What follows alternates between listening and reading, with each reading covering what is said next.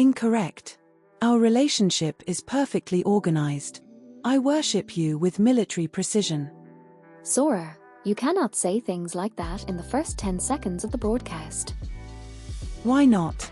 The listeners deserve truth. I am literally already blushing. We just started.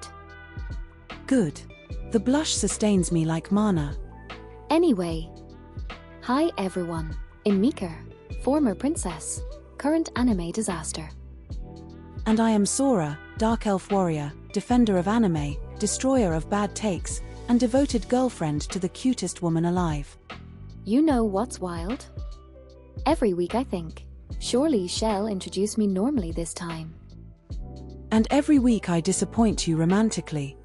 Aggressively romantically. Correct. Okay. We have so much anime news this week. Like genuinely ridiculous levels of news. Studios are announcing things, manga are ending. Netflix is throwing anime at us like a raccoon throwing objects from a trash can. Beautiful imagery. You paint with words, my love. Please stop flirting while I'm trying to professionally insult corporations. Never. First huge story this week. Apparently spring 2026 anime season is completely stacked. Critics and fans are losing their minds over shows like Daemons of the Shadow Realm and Agents of the Four Seasons. I started watching Agents of the Four Seasons and immediately said, oh, this is emotionally dangerous. Right. Episode 7 hit people with emotional damage like a truck. Weakness. In battle, if a seasonal spirit confesses tragic love to you, you continue fighting. Sora, you cried during a cat food commercial. The cat returned home after winter. You sobbed. I have depth. The fandom online is already calling spring 2026 the season of emotional unemployment because everyone's too devastated to function. Good. Anime should emotionally suplex you. That should not be a sentence. It is now. Speaking of emotional instability, Crunchyroll announced this massive Ani-May 2026 celebration with watch parties, celebrity playlists, gaming collabs, and apparently the streaming debut of Chainsaw Man, the movie, Ri's arc. The anime industry saw fans resting peacefully and said, no. Consume more content immediately. Honestly though, the watch party concept sounds fun. We should host one. Sora, last time we hosted a watch party you threatened a villain through the screen. He disrespected the heroine. He wasn't real. His attitude was real. Fair enough. Also, Chainsaw Man movie finally streaming means the internet is about to become completely unusable again. Oh, absolutely. Twitter is gonna become 30% reaction memes, 30% crying, and 40% people pretending Makima did nothing wrong. Those people concern me spiritually. Deeply. If a woman says woof to her boss after watching anime, society has failed. Sora. I said what I said. Next story. Netflix announced a giant anime lineup for May 2026 including Devil May Cry Season 2, more One Piece episodes, Dorohedoro continuing, and even more licensed anime pickups. Netflix collecting anime licenses like I collect reasons to adore you. Why are you like this? Efficiently romantic. Devil May Cry Season 2 focusing more on Virgil is gonna make the internet unbearable. Foolishness, Dante. The entire timeline will just become Virgil edits. Already happening. People are editing tax forms with Virgil music. As they should. You know what scares me? Anime fans hear one piano note and suddenly they're making 37 edits before breakfast. Their editing software fears them. Meanwhile, One Piece fans are still eating good every single year. One Piece fans don't even ask is the anime alive anymore. They ask what century are we in now? The year is 2084. Luffy still running. Frankly iconic. Okay, this next one is huge manga news. A certain scientific railgun officially ended its 19-year manga run recently, and fans are emotional wrecks. 19 years. That manga survived wars, pandemics, console generations, and at least 4 different anime art trends. That series has been around so long that some fans started reading it in middle school and now have mortgages. Horrifying sentence. I know. Mortgage arc is filler. Honestly though, endings like this always feel weirdly personal. Because anime fans age alongside the stories. A long-running manga ending feels like a tavern closing after years of adventures. Wow. That was actually beautiful.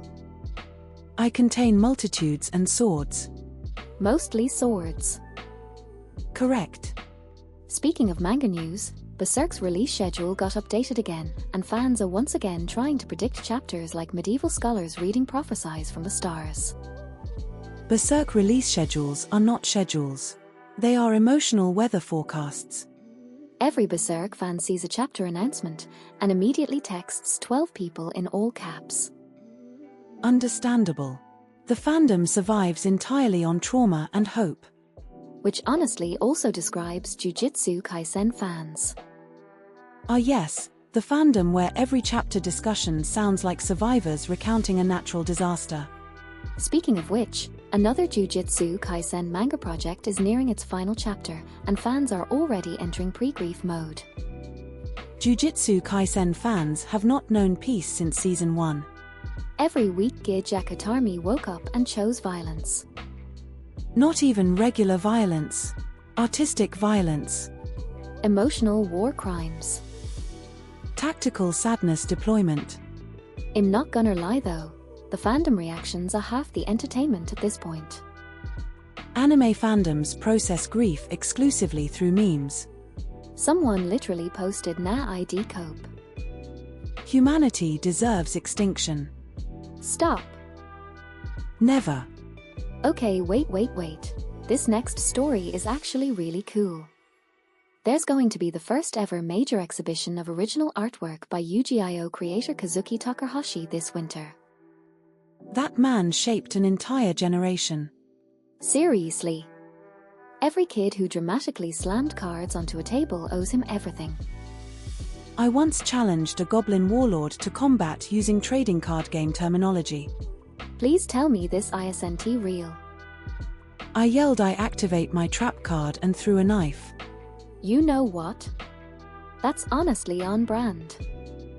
Thank you. The exhibition sounds genuinely emotional though. Fans online are already sharing memories of staying up late watching Yu-Gi-Oh and pretending they understood card rules. Nobody understood the rules. Absolutely nobody. The anime would literally invent cards mid-battle. This card allows me to win because friendship. Impossible. Actually, very possible. Peak fiction. Next story.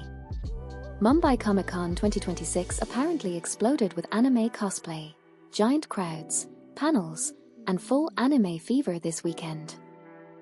Cosplayers continue carrying civilization on their backs. The craftsmanship people put into cosplay is insane. Someone spends 6 months building armor and meanwhile I cannot properly fold laundry. You try to organize shirts by battle readiness. Efficient system. You label pajamos night combat. Anything can happen after midnight.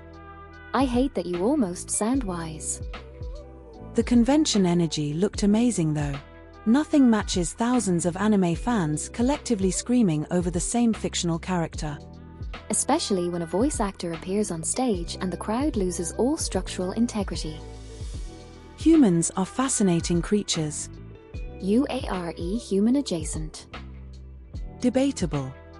Another hilarious story this week. Apparently rankings for the top male anime crushes of spring 2026 dropped online and fans are fighting for their lives in comment sections. Weak list.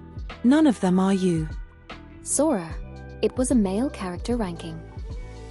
Did I stutter? I cannot survive this broadcast. Continue. Fans are genuinely furious though. Every fandom thinks their favorite pretty anime man was robbed. Anime fandoms treat fictional men like national treasures. Someone wrote a 6-paragraph essay defending a side character with 4 minutes of screen time. Respect. No, because honestly, anime fans fall in love with characters based on one scene and a slightly tragic backstory. As opposed to me, who fell in love with you because you exist. Sora. The listeners can hear you malfunctioning. I'm trying to do journalism. And you are beautiful while doing it. I need hazard pay. I can offer forehead kisses. That is not a currency. Disagree. Final big story of the week.